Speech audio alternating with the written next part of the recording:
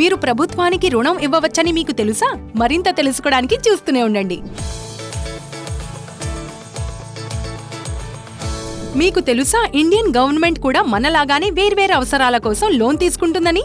పైగా ఈ loan amount కూడా 1 లక్షో 2 లక్షలో కాదు, కోట్లలో ఉంటుంది. గవర్నమెంట్ ఈ అమౌంట్ మార్కెట్ నుంచి సేకరిస్తుంది by way of issuing government securities with fixed tenure. Loan period పూర్తయిన తర్వాత రుణదాతలు తమ డబ్బును తిరిగి పొందుతారు. ఎందుకంటే ఇవి ప్రభుత్వానికిచ్చే రుణాలు. వీటినొక రిలేటివ్లీ సేఫ్ ఇన్వెస్ట్మెంట్ ఆప్షన్ గా భావించడం జరుగుతుంది. మనం అలాంటి అవకాశాల్లో ఎలా పెట్టుబడి పెట్టాలి, ఇంకా వాటి నుండి ప్రయోజనం ఎలా పొందాలి? సమాధానం చాలా సింపుల్. పెట్టుబడి పెట్టడం ద్వారా ఐసిఐసిఐ ప్రుడెన్షియల్ గిల్డ్ ఫండ్ లో.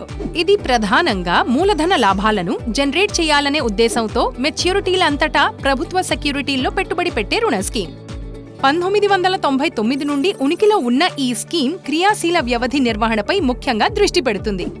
అంటే ఏమిటంటే ఈ స్కీమ్ వడ్డీ రేటు అవుట్లుక్ ఆధారంగా వివిధ మెచ్యూరిటీల బాండ్లలో పెట్టుబడి పెడుతుంది. ఉదాహరణకు వడ్డీ రేట్లు తగ్గుతాయని భావిస్తున్నప్పుడు ఎక్కువ రుణ వ్యవధులు మరియు దిగుబడి తిరిగి వస్తుందని భావిస్తున్నప్పుడు తక్కువ రుణ వ్యవధులతో బాండ్లను కొనుగోలు చేయవచ్చు.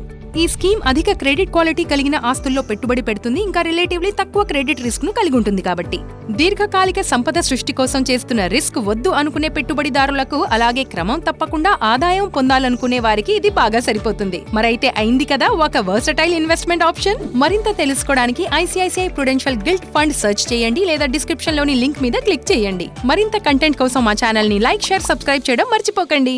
మ్యూచువల్ ఫండ్ పెట్టుబడులు మార్కెట్ ఒడిదుడుకులకు లోబడి ఉంటాయి. దయచేసి స్కీమ్ సంబంధిత అన్ని పత్రాలను జాగ్రత్తగా చదవండి.